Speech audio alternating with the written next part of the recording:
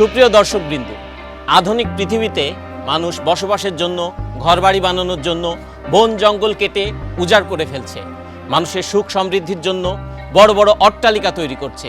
কিন্তু আজ আমরা আপনাদেরকে এমন একজন আজব মানুষের সঙ্গে পরিচয় করাবো যে এই মডার্ন যুগে এসেও তার সুখ সমৃদ্ধি, আত্মীয় স্বজন পরিজন সব কিছু ত্যাগ করে এই বনবাসে এসছেন। চলুন আজকে আমরা কথা বলবো মিস্টার মিজানের সঙ্গে, যার সংসার ভালো লাগে না। এখন আমরা কথা বলবো মিস্টার মিজানের সঙ্গে। আচ্ছা মিস্টার মিজান, আপনার সংসার ভালো লাগে না, এই যে আপনি আপনার বাবা মা স্ত্রী আত্মীয় পরিজন ছেড়ে এখানে বসবাস করছেন, কেন? মিজান সাহেব বলুন, কেন আপনার সংসার করতে ভালো লাগতেছে না? আমার খুব জানতে ইচ্ছা করতেছে। আমি তোর বাবা, আমিও জানতে চাই কেন তোর সংসার ভালো লাগে না। আমাদের একটু বল বাবা। আমারও জানতে ইচ্ছে করছে, কি দোষ করেছি আমি? কি আমার অপরাধ? তুমি কেন আমার সাথে সংসার করতে চাচ্ছ না? নিজাম ভাই, আয় না গরিব মানুষ, হাঁটতে অংশা নেই ইল্লা বলে সংসার চালাইতে পারি না। সংসারের জ্বালায় এই ভূত সাজি মানুষের ডর দেয়, এটাই অংশা লুজে। কিন্তু আন্না তো ভাইয়া ভাই কিছু আছে, তারপরেও আন্নে কিল্লায় এই সংসার বিভাগ কিল্লায় সংসার ছাড়ি দিয়ে এই জায়গায় চলে এলে কিল্লায় আন্নের সংসার ভালো লাগে না। মিজান ভাই, আমরা এখন লাইভে আছি, সারা বাংলাদেশের মানুষ আপনাকে দেখছে, আপনার কথা শুনছে। আপনি বলুন, সংসার আপনার কেন ভালো লাগে না?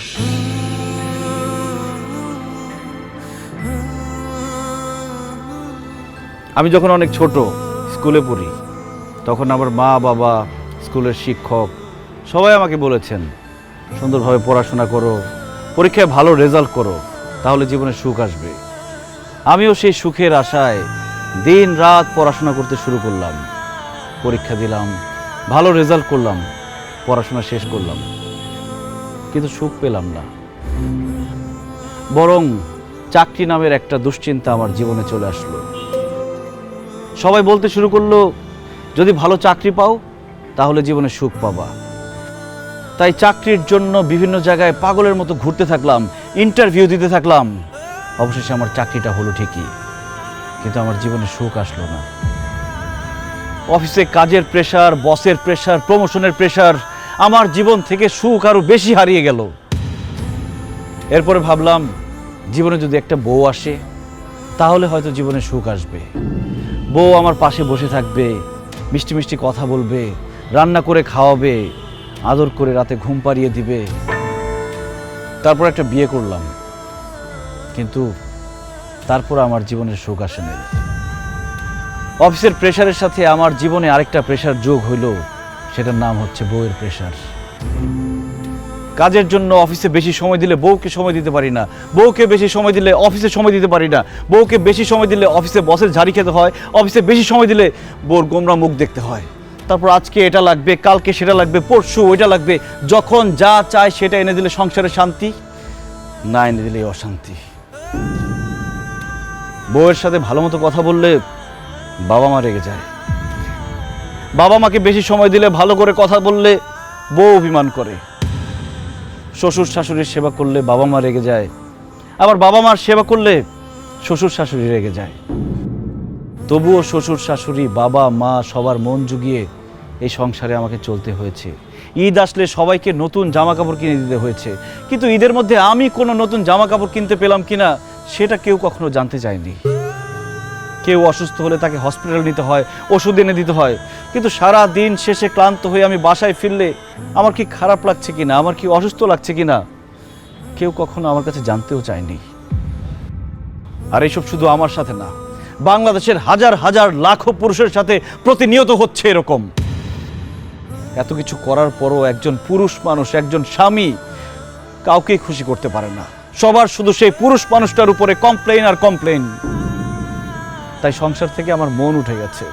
আপন মানুষদেরকে আমার পর মনে হচ্ছে, বাড়িটাকে আমার জেলখানা মনে হচ্ছে। আমার মনে হচ্ছে আমার খোলা হাওয়া দরকার, আমার নির্ভেজাল জীবন দরকার, আমার একা থাকা দরকার।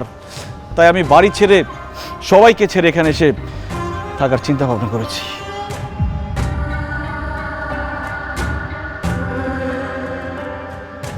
মিজান ভাই, এই ঘটনাগুলো আমার সঙ্গেও প্রতিনিয়ত ঘটে। আমারও মনে হয় আমি সব কিছু ছেড়ে ছেড়ে চলে যাই। আপনি তো একদম আমার মনের কথা বলেছেন।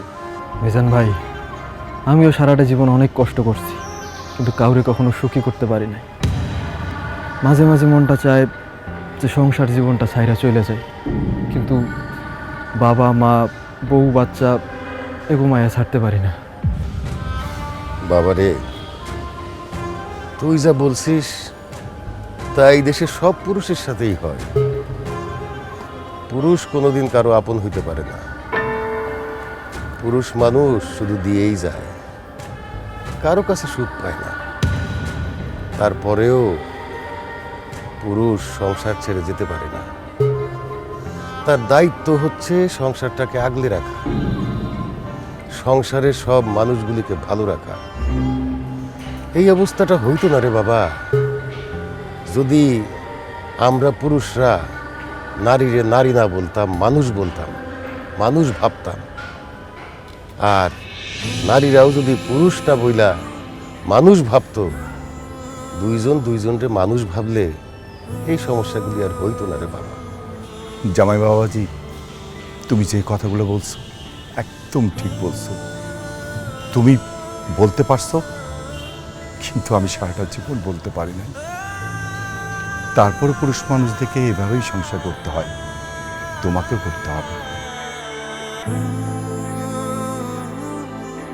মিজান, আমাকে তুমি মাফ করে দাও।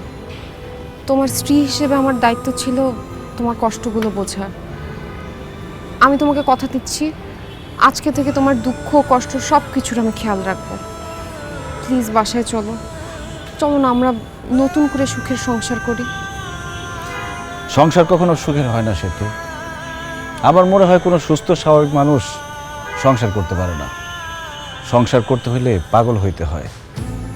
আমার মনে হয় আমরা পুরুষরা সবাই পাগল, আর সেই জন্য সংসারের শত ঝামেলা সহ্য করেও সংসার করে যাচ্ছি, করে যাব। চলো।